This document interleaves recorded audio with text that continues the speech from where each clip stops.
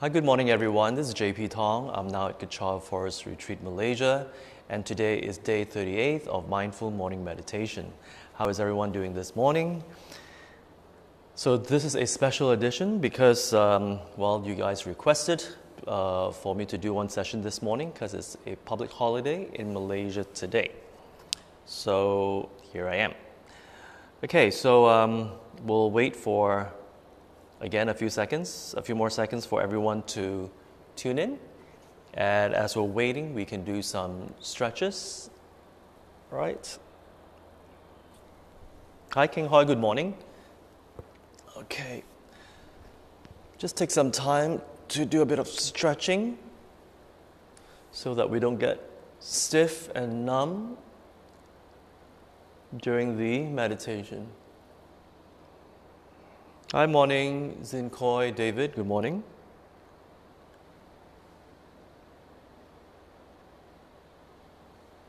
Okay, so let's do some stretching as we're waiting for everyone else to tune in.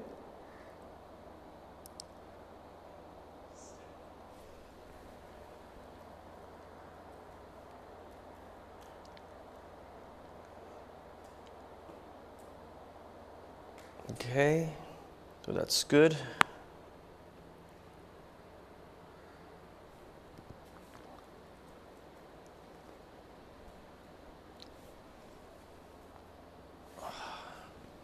Okay, I'm ready. So I guess, with this CMCO, which is a conditional movement control order, so during public holidays, I guess you guys don't work. Is that how it works? Because I can't tell a difference because I've been in Kechara Forest Retreat throughout MCO, and so I can't tell a difference what's happening out there in the city. So I guess there is no work for you all today, yeah? Hi Iman, morning. Hi Wubi. Hi Emily, good morning. We'll wait a few more seconds for the rest to tune in.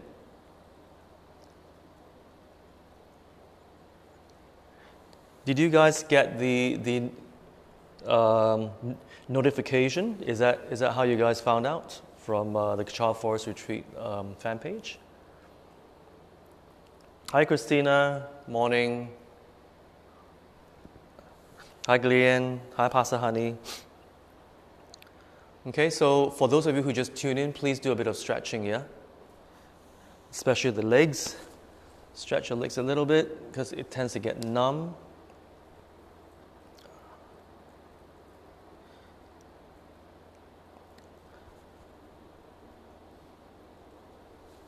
Okay.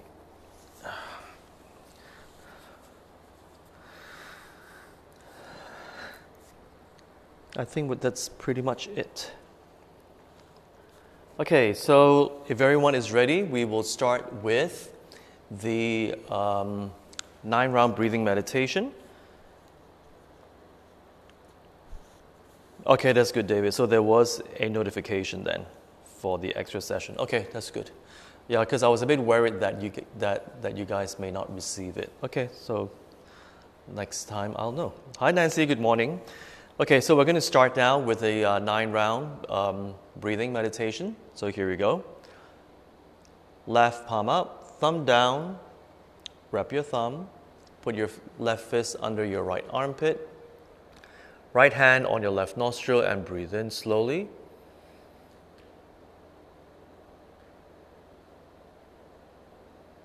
Breathe out.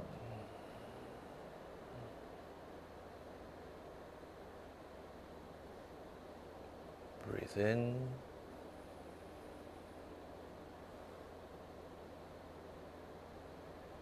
Breathe out. Breathe out all the way, yeah? And breathe in.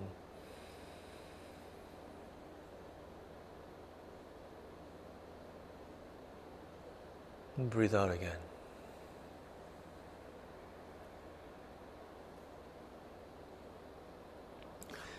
Okay, change hands, right palm out, thumb down, wrap your thumb, put your right fist under your left armpit, Left hand on your right nostril and take a deep breath.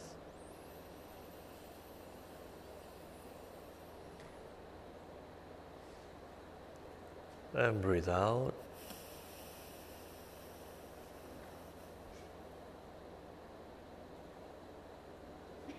Breathe in.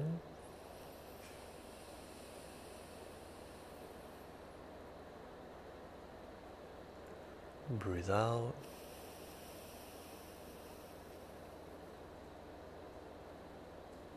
And breathe in again.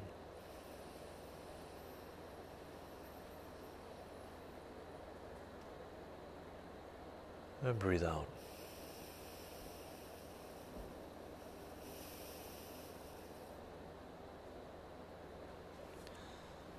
Both palms on your thighs, breathe in.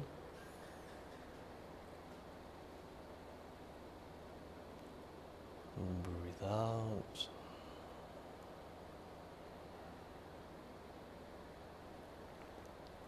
Breathe in.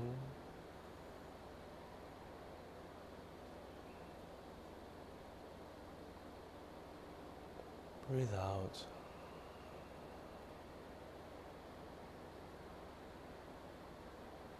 Breathe in.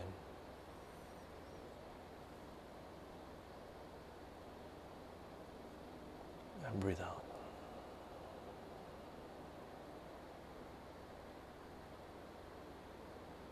Great. So now that we have calmed the body and the mind, we will get ready for the 30-minute single-pointed meditation. Okay. Hi Sharon, hi HMK Jitson. Oh, that's Minket. Hi Minket. Hi Dr. Han, good morning. Okay, so we've just finished the 9-round breathing meditation. Now we will get ready for the 30 minutes. So get yourself a bit comfortable. Yeah, stretch a little bit more.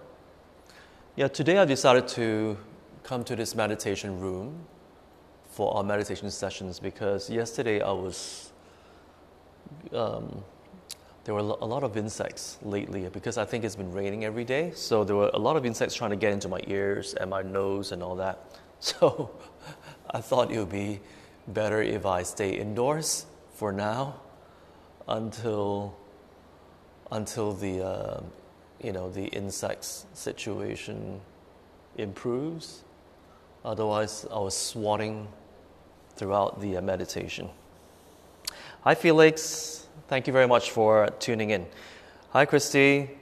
Okay, so we're ready. Now, for those of you, I'm not sure if you have just joined me. If you have, do again watch day 1 and day 2 of my sessions, which we started a month plus ago. That is those 2 sessions I went through how to have a proper sitting position, how to breathe, and etc. to get yourself started on the meditation.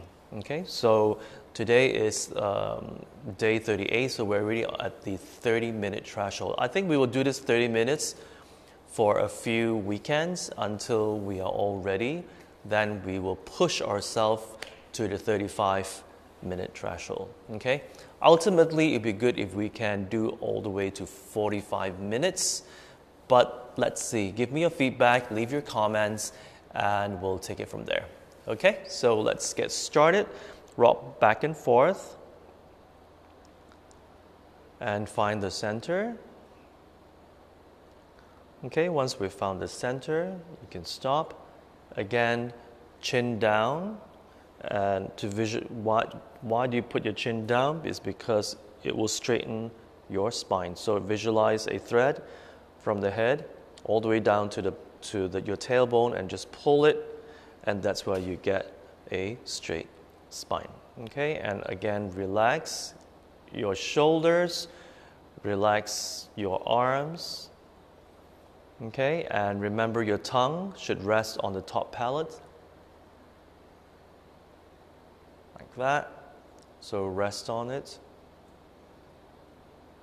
And then look downwards, 45-degree angle. and we'll start. So is the timer ready? Okay, you can just knock on the, yeah, thank you. 3, 2, 1. Breathe in.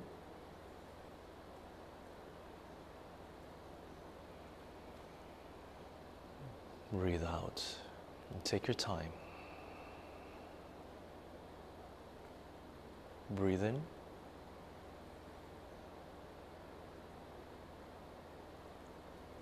Breathe out.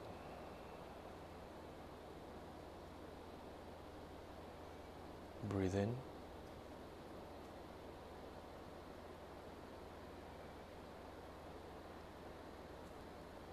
Breathe out. Breathe in the white healing light. Fill your body with this white healing light. And when you breathe out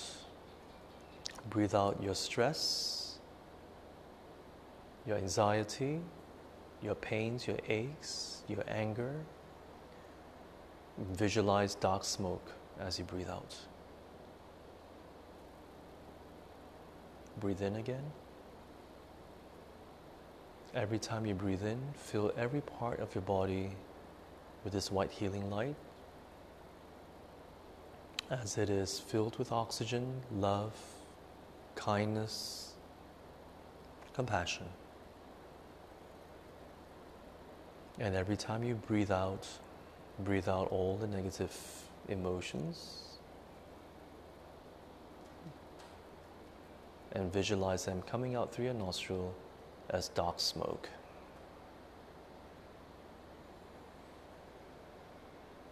Fill every single cell of your body in this white healing light. There's no room for darkness, and your entire body is tingling with love, kindness, and compassion.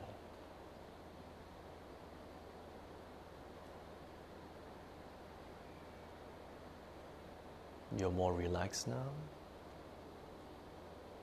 and you're very calm.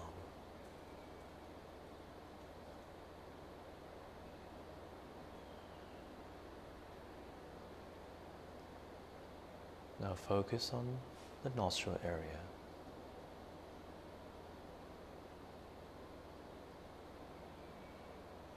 And notice the air entering your nostrils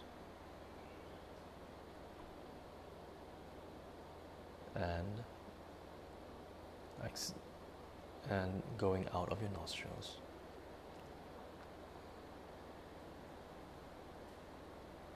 Your entire focus is now at your nostril area.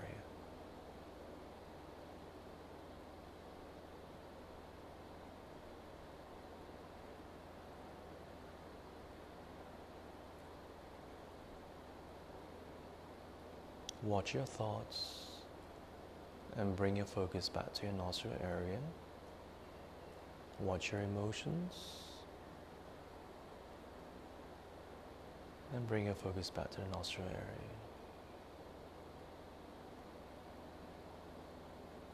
Watch the sounds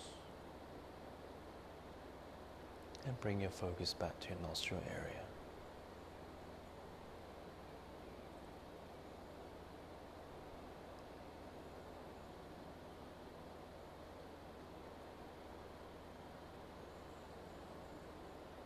Breathe naturally in and out. You are totally relaxed and calm, and your mind is very clear.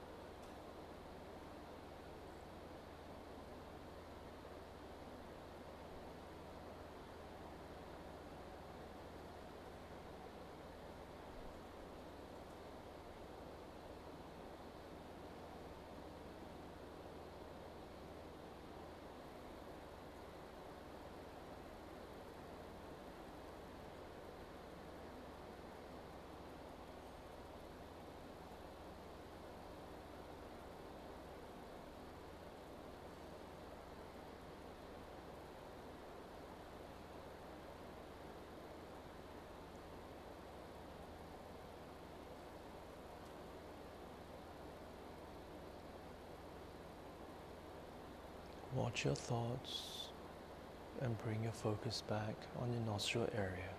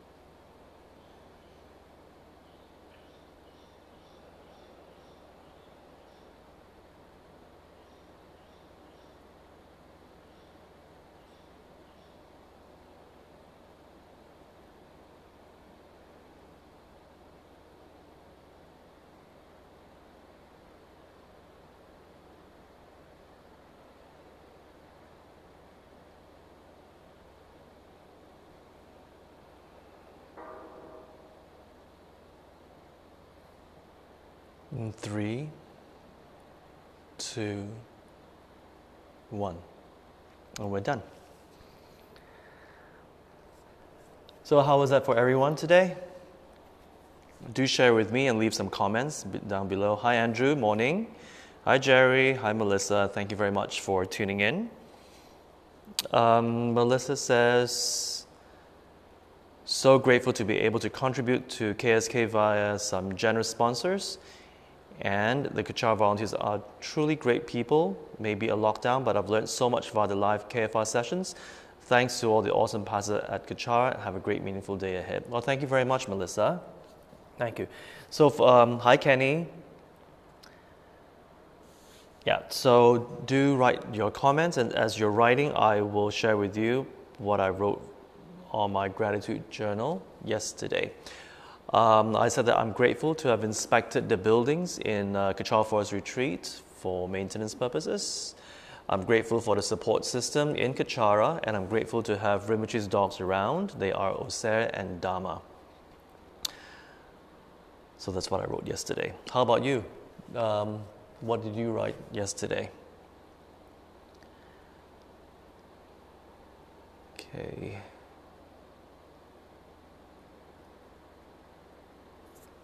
Okay, so do continue writing. As you're writing, I will share with you today's topic. It was inspired by my conversation with a friend of mine yesterday, because yesterday was Mother's Day. So we're just talking about the children and how she said that what her daughter said made her day. And basically the gist of what happened was that the daughter said that, let me think. The daughter said that she is very inspired by her mother because she saw how hardworking the mother has been all this while. Because, they are, my friend is a divorcee. So, and the children live with her ex and her ex's current partner. So, and the daughter said that she wants to be like the mom, because she said that it is very important for her to not focus on relationships, but on making herself more self-sustainable and independent, so that she'll be fine either way.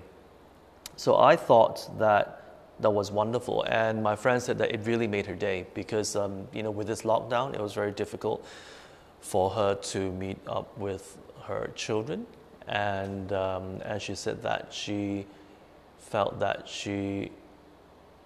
it quote unquote has made it, because all this while she wanted to be a role model for her children by setting examples for her children, so that when they grow up, they can be resilient and independent. So, hi, morning, Datuk May. Hi, Munting. Thank you very much for tuning in. So when I heard that, I was very, very happy for this friend of mine, because I knew that she went through very, very difficult times during her divorce, and instead of spiraling down, which she did for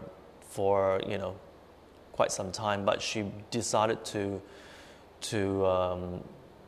weather the storm and got back on her feet and did something for herself and also for the children. So why was I inspired? Well, you see, because I have learned all these years with my teacher that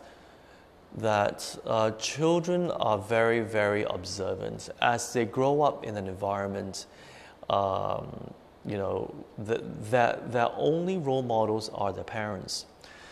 So my teacher always says it's very, very important for parents to walk the talk all the time. And because if you keep telling your child, to be more disciplined, to be more hardworking, and to stop playing with the video games, or stop playing with this, stop playing with that, and get distracted, it is very important for parents to also live a life whereby they are also very focused with what they want to do in their life, and not too much on, going out for entertainment, this, that. So what I'm trying to say is that children will emulate what the parents do. So, and even without the parents saying anything, they will be observing. Because my friend said, she never told her daughter that, that you should grow up to be independent and resilient and all that. But she observed, and, and she said she felt really bad because she could not see her children yesterday. And they called her, on the phone via the, video conferencing. But she did say that she realized that her daughter all this while has actually been observing and watching, and she's glad that they observed something in her, and that is that she told herself that she made a promise to herself that whatever happened in the divorce, that is all in the past, and she needs to move on, and that she will get her act together, and she will prevail. And that's what she's been doing all these years. So, being a single mother, of course, there are times where she feels guilty that she cannot spend as much time as she'd like with her children. So, and she always felt very, kind of guilty, I feel. She didn't tell me, but, there's always that sense of guilt that she can never be there for her children every night to put them, to talk to them before they sleep and all that. So, but the daughter said, it's okay, because she did apologize. She said she apologized, and the daughter said, Mom, it's really okay, because I know that you're very hardworking, and I know that you're doing all this for us, and we appreciate it, and we still love you. So she said that really made her day. So, you see, in times of crisis like now, how we are all locked down, children will look at how we behave. When we are faced with challenges in our lives, how do we behave as parents? Are we very calm? Are we very focused? Do we have very clear intentions of what it is that we want to do, regardless of the situation? The children will watch throughout the years, and that will actually mold the way they think. It will actually be their quote-unquote comfort zone. Yeah, that is the culture that they are raised from within, and that is their comfort zone. So if we have the intention of training our children to have certain qualities, so that in times of challenges, like right now, they would have that attitude in order to ride over these challenges. And that is very important. That is very important. If when we are faced with challenges, we are very dramatic, we become very emotional, we're very down, we drink ourselves silly, or we are in denial, we go away somewhere, or we keep complaining. Whatever it is that we do, the children will pick that up. That when they grow up, and because when they grow up and when they meet these similar situations, it will always be in the back of the mind that, well, if mom and dad used to do that, then that's a norm. That's a norm for them to drink, to travel, to be in denial, to not face the consequences. Whatever it is that we do, it will be at the back of their mind, and that's how they will do it themselves. That's what they're used to. You see how the human mind works? We will always do what we're used to seeing, how, the environment that we're brought up. That's why it's very important for parents, if you would like your child to grow up to be independent, to fend for themselves, to have a very strong, focused mind, and to be very kind and to be very responsible, it has to start from us.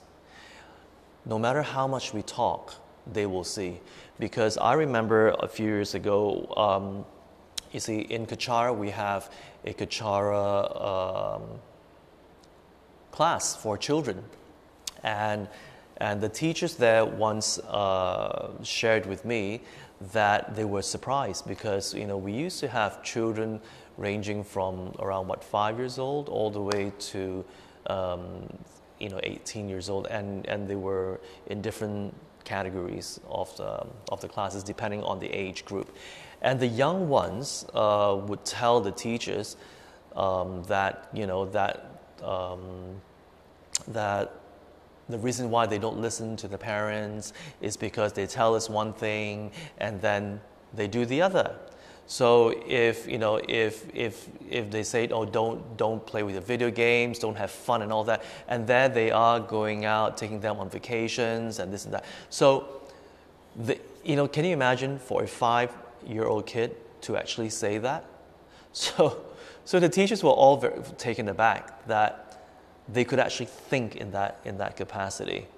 So what the teachers did was, they actually spoke to the parents and asked them, what this conversation is all about. So, and the parents didn't even realize that without consciously being aware of it, they actually instilled all these things in the child, and the child could actually see it. So because of that, they were actually more aware of their actions. And, well, for the love of the children, they have no choice but to walk the talk. Yeah? So even on the importance that we put in the different aspects of our lives, like how, even with my family, okay, it's vacation time, where do you want to go? What do you want to eat? Or what's your favorite food? It's always about what I want. Me. So the emphasis is on the me, the self-cherishing mind, the ego, feeding of the attachment. And you see, all our families do that because that's the way that they show us their love. So, but now that I understand much better how the human mind works, that it's actually not very healthy. Why? Because it's always about, it's encouraging the child to be self-centered. Oh, what do you want? This, that. Where do you want to go? What movie do you want to watch? What do you want for your birthday? Me.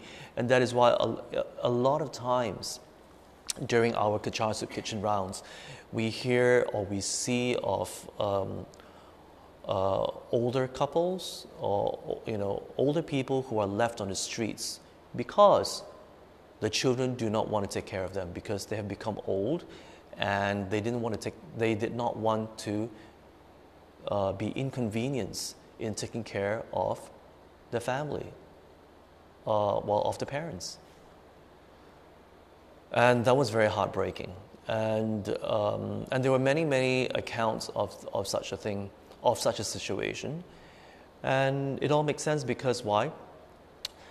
Because when the children are brought up in an environment of being very self-centered, and not in an environment whereby you are always looking out for another person, you're always looking out, going out of your way to help others, to be of charity to others. If the child is not brought up in that environment, filial piety may not be in their mind because they have not been exposed throughout their lives. Yeah, I'm talking about since they were born all the way to up to 18 years old, when they're still living in the house. So if they're not brought up in that environment of going out of their way to be in service to others, to help others, then, well, just be careful, because when we grow older and when we need their help, they will feel, why are you bothering me? I love you, but I'm very inconvenienced. I have my family to take care of, my own children to take care of, I have my career, blah, blah, blah. Why don't I just hire a nurse or a maid or a helper to take care of you?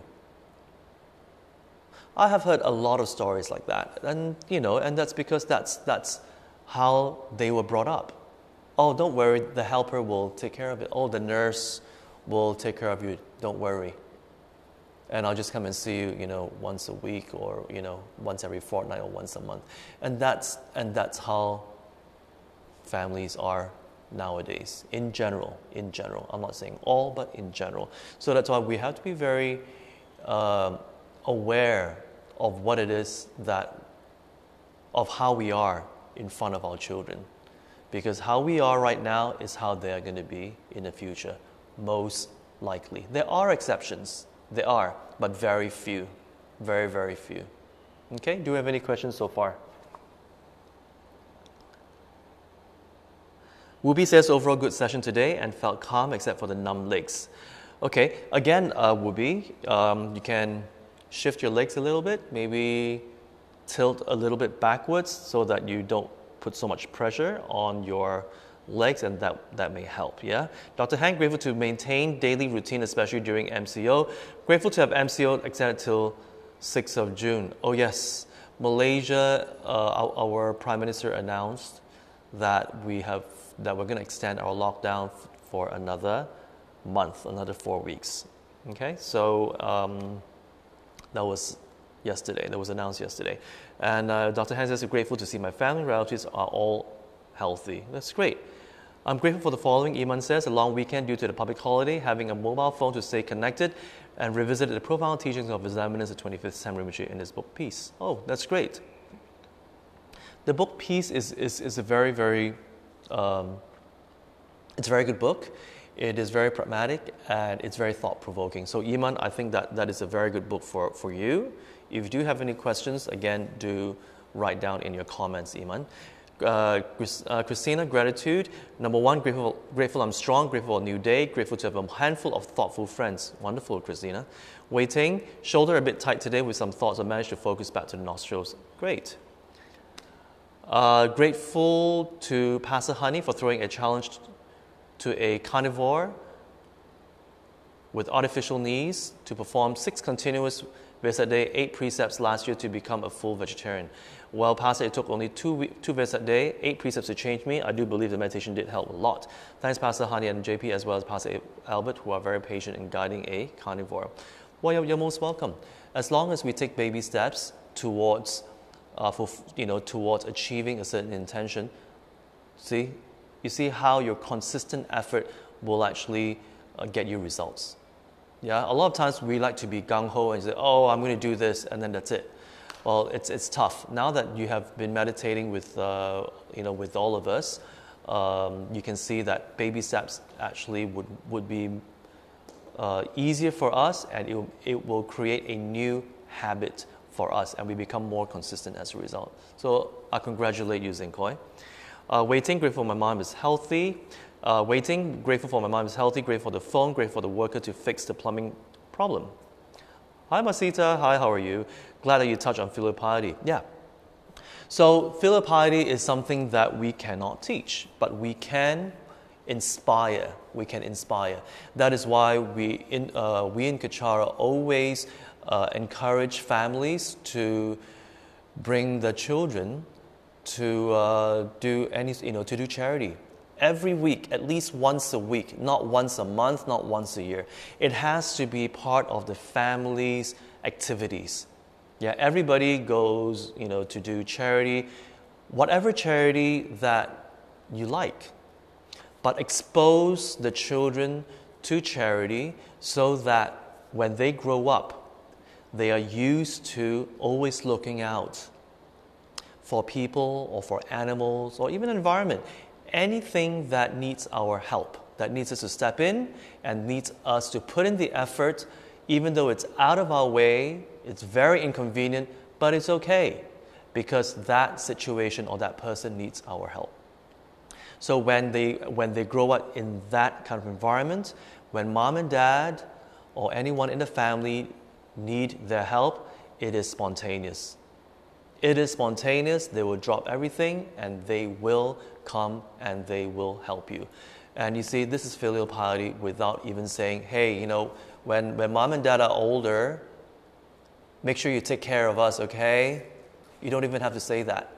It becomes automatic. And you will see that your child will always be looking out for you. They'll be, you know, they'll always be helping you. You will see it because I hear that a lot with our volunteers who come and volunteer with us at Kechara Soup Kitchen. Okay, I hear that a lot. There was one account where I remember a friend of mine who sent from Hong Kong, and they sent his son over during a school holiday, and to expose him to charity. So I arranged for him to volunteer for 1 week in Kechara Soup Kitchen. So he went through, where the urban poor were staying. He went through a lot of like the wet markets, just the places in KL where where you may find it scary if you're not used to it.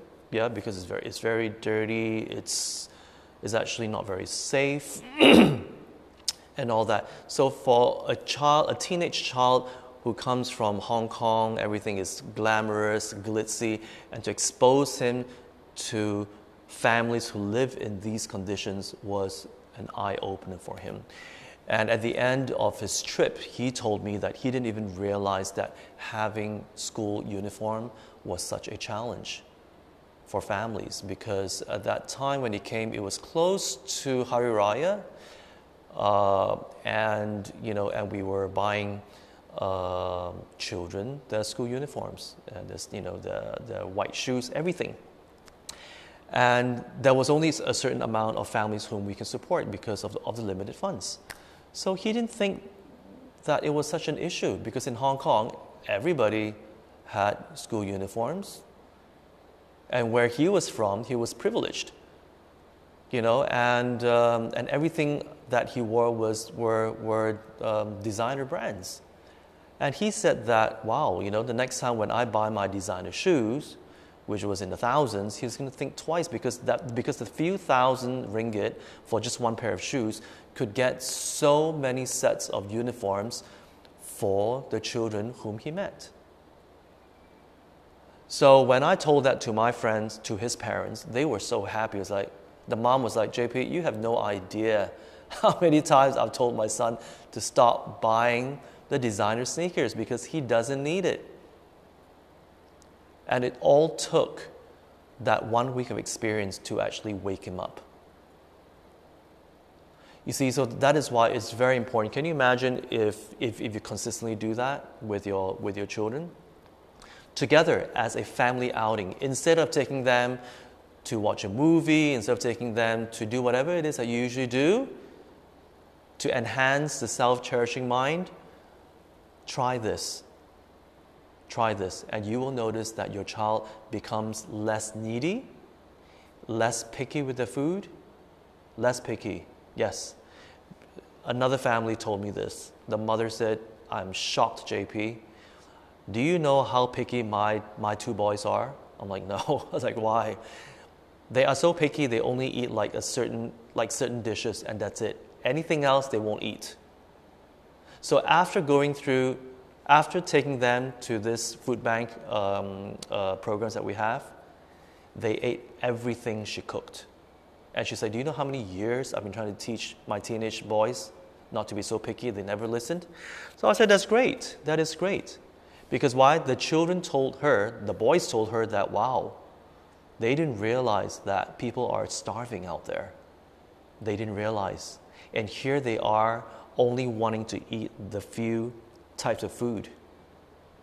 So they felt so bad that actually, so the mind shifted and they stopped completely from being picky, and they just ate whatever the mom cooked, and she was so happy for that. So these are just examples of what families can do to teach them by walking the talk. Yeah, so all this talking and preaching ain't gonna help. It's got to be through our actions. So whatever emphasis that we place in our lives, what are the priorities? Our vacation priorities, shopping, buying expensive clothes, whatever it is, be it going to the gym, be it eating healthy, be it, yoga, meditation, whatever that you place priority in your lives, your children will pick it up. And that will be the foundation of how they're going to operate on. So it's very important. Okay, so I think time is up. I have to wrap up. So thank you very much for tuning in. So I don't think there are any more questions here. So that's great. So thank you very much. So today was a special day because of all your requests. We will continue next week, next Saturday, Sunday, and I think next Monday may be a public holiday. Yeah, I will check it out. If it is a public holiday, we will do one more session if that's what you guys want. All right, so have a great day, and I'll see you next Saturday, 8:30 a.m. Malaysian time. See ya.